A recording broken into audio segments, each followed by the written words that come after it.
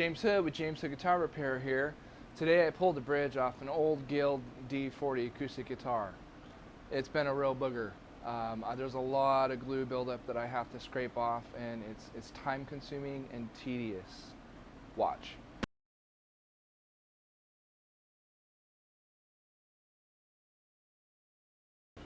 Alright, here we go. So I've been scraping this already today, and it's been taking so long that I thought to myself, gee, there's no reason why I can't videotape this while I'm doing it. I've already got a lot of the garbage off of here. This area here pretty much looked like that, so I still have to clean up the bottom of this bridge. But you know, it's really important to get all of the glue off of here because we want a clean surface.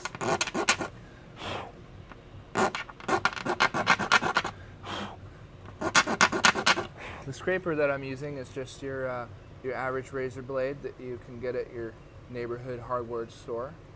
I'll pull a hook on this and then run it across some 400 grit sandpaper flat. I can show you how to do that later, but this is just super time consuming.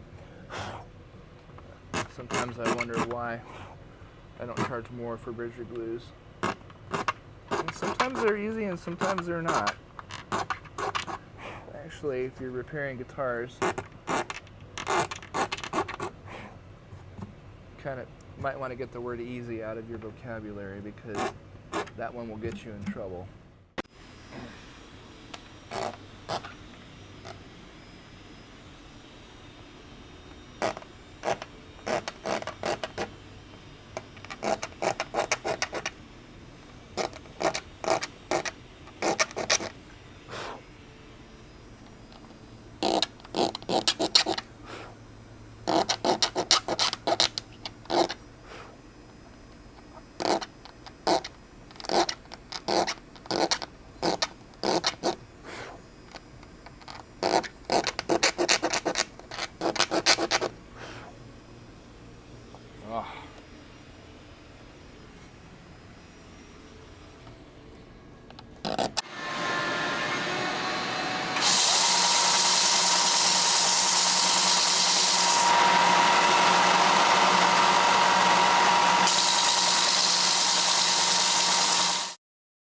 Okay, this is leveling down the bottom of this bridge.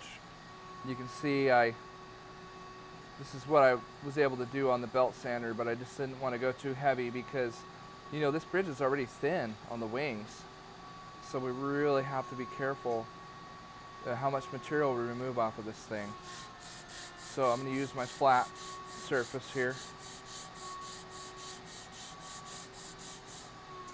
And just kind of flip it around just in case I got a hot spot going on. This works great. You can see it's already starting to cut some of this away. I may want to go after some of this with a scraper, but I feel like I'm okay just to kind of ride this a little bit more.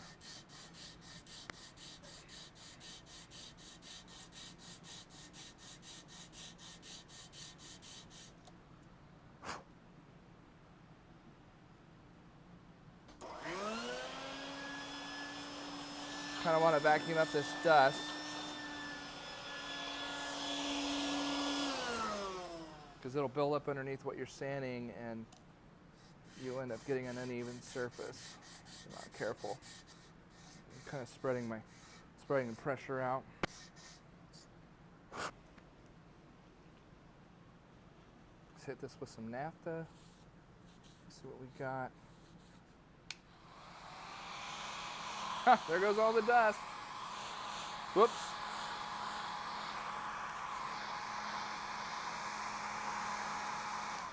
See, there's some stuff here in the grain. You could probably leave that. I might just sand it a little bit more just to see if I can kiss some of that off. There's definitely an art to doing all this stuff. It's guitar repair is definitely there's an art to it, and some aspects of repair can just be very time consuming.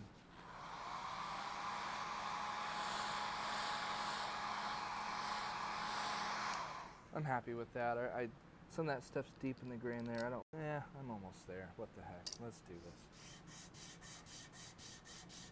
Cool. Let's glue the bridge on this old Guild D40. I'm going to show you some of the tools here that I'm using for the bridge reglue. I've got my Tight Bond, red label, great stuff. I got my Folgers coffee jar full of water and a rag.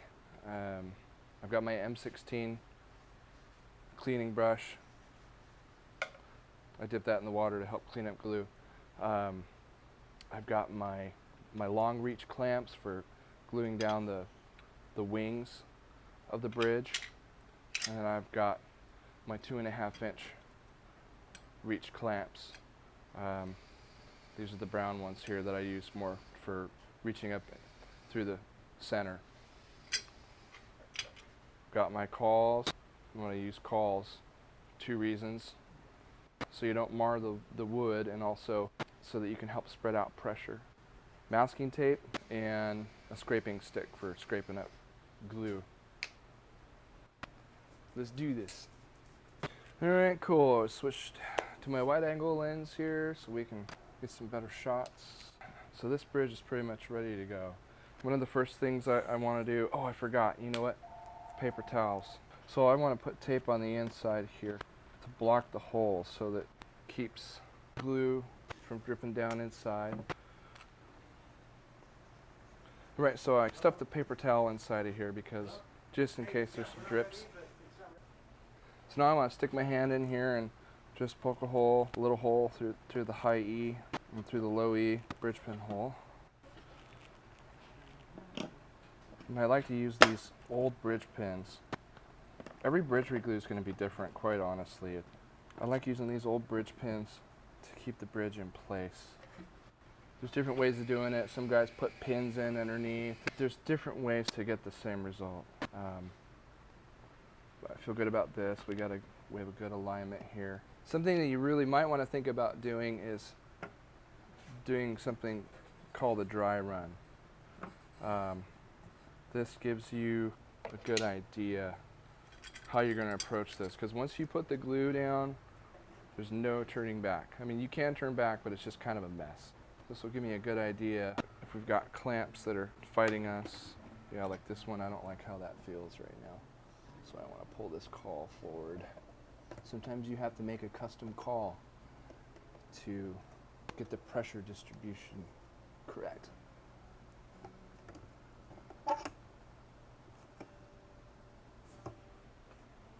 Okay, so this one, actually, I think what we might do is let's take a look inside of here. Okay, so there's a big center brace that runs this way. This guitar does not have your traditional X brace. These blocks might be too wide because this strip runs right underneath of the bridge here. And then I want to be able to fit this block in between that brace and this pin here, so I can feel that I'm hitting it. Yeah, this is just not your typical bridge reglue. See how when I tighten this down, it pulls this forward? Not cool. See, and I can't push this clamp back too far because then you end up bottoming out right here at the sound hole.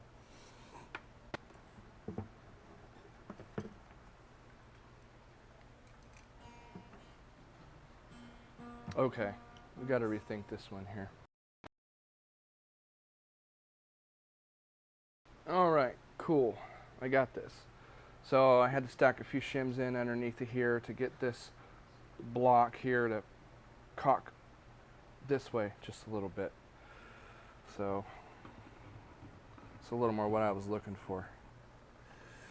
Alright, let's work on our wings here. See what we got.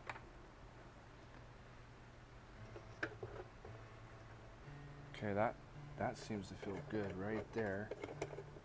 You can get elaborate with this kind of stuff if you want to make longer calls, custom fit calls. You want to be careful with the edges of these clamps so you don't dig into the sound hole. Some bridge reglues you'll need 4 clamps, sometimes 5 depending upon what size, what you're working with. Classical bridge reglues can be, well, I can say that they can be more difficult than just your standard flat top bridge reglue, but I really shouldn't even say that because every guitar is different. Okay, now I've got a feeler gauge here. It's about 5/1000ths. I want to see if I get any penetration here on the back edge. Just want to make sure I have a nice tight fit. So there's some stuff here happening, but that could just be from the deformation in the top and how this was damaged long ago. Get my edge in here a little bit and on the front too.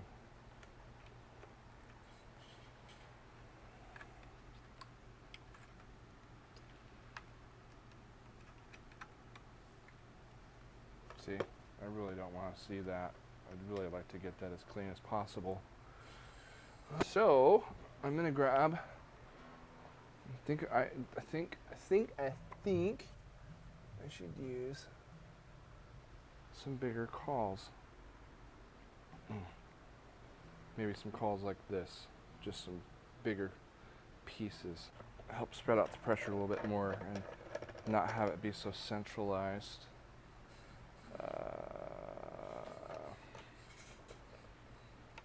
This is cool in here.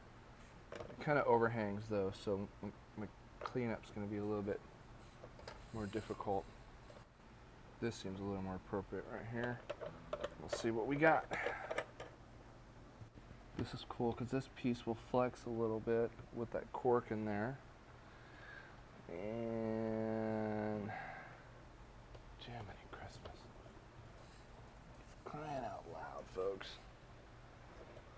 Welcome to the real world of guitar repair. It's not always as easy as you think.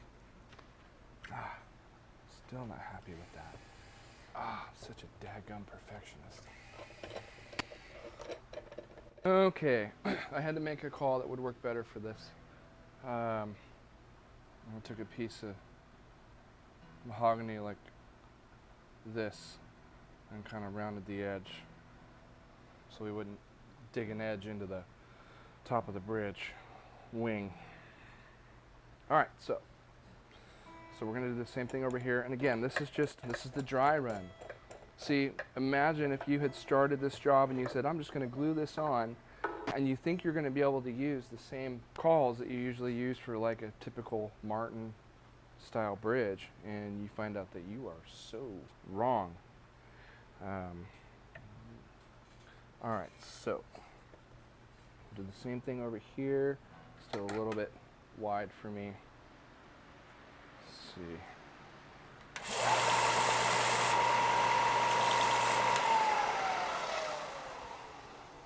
This should work a lot better.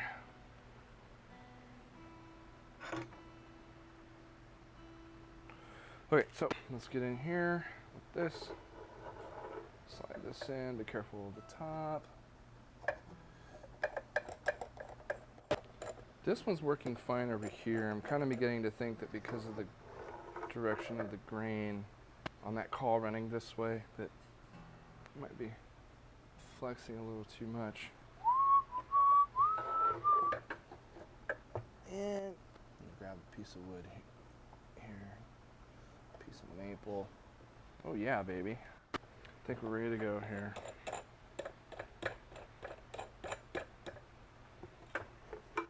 Let's take all this stuff off. Remember how it went. All right, we're ready to go. Let's pull this off. Okay, I want to do one more final clean on these joining surfaces. Pick pick up any garbage there. These dark hardwoods are oily, so even though I cleaned this last night, you can see there's still oil coming off of there. If you clean this surface with naphtha to get rid of the surface oil, and to the point to where you're not getting any darkness on your paper towel, which is the oil from the wood, it doesn't mean that oil won't come back. So if you do that and then set this down for a couple hours or even overnight, when you come back and clean the surface again and you think you're not going to be picking up any oil, you'll see oil again.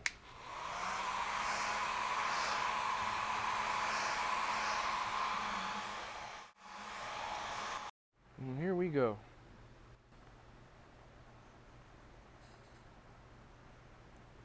Smear some of the stuff around.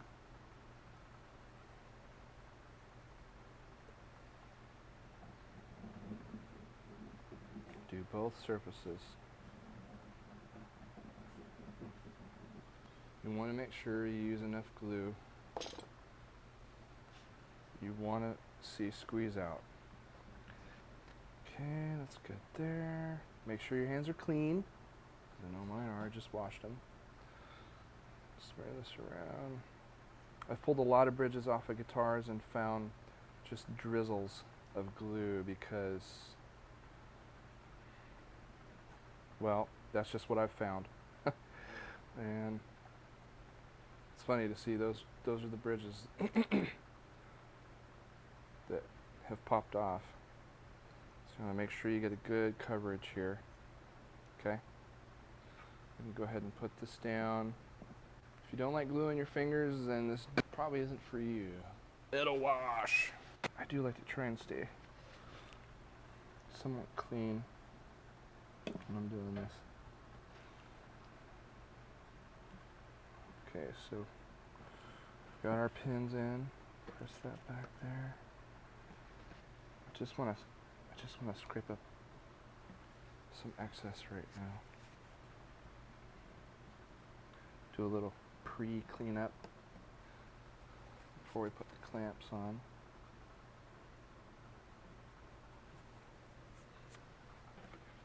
That's decent right there. Okay, this is where we got this paper towel on here, so in case we get a drip going. Take our pieces here, stack these up. You can feel that brace in there. Get this lined up the best you can. See the squeeze out there in the back? Yeah, right there. That's good. So I've got a little squeeze out coming out the front too. That's good. Good, good, good. I like that. So let's get this on here.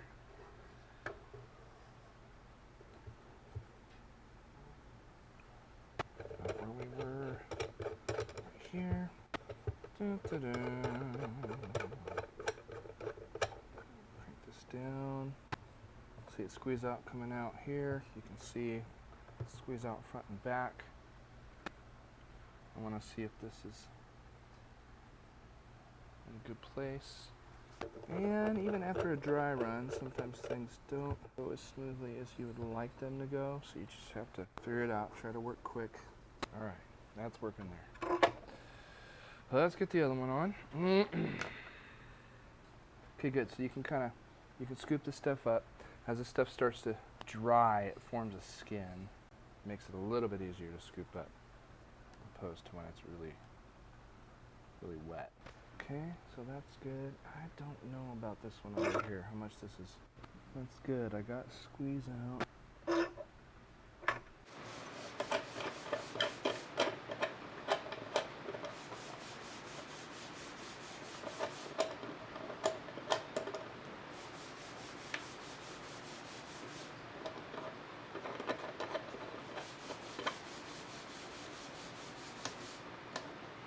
Good, good, good. All right, let's clean this thing up. Get this thing in your bucket. Do as much cleanup as you can before the stuff dries. It makes the cleanup after you pull the clamps a lot easier.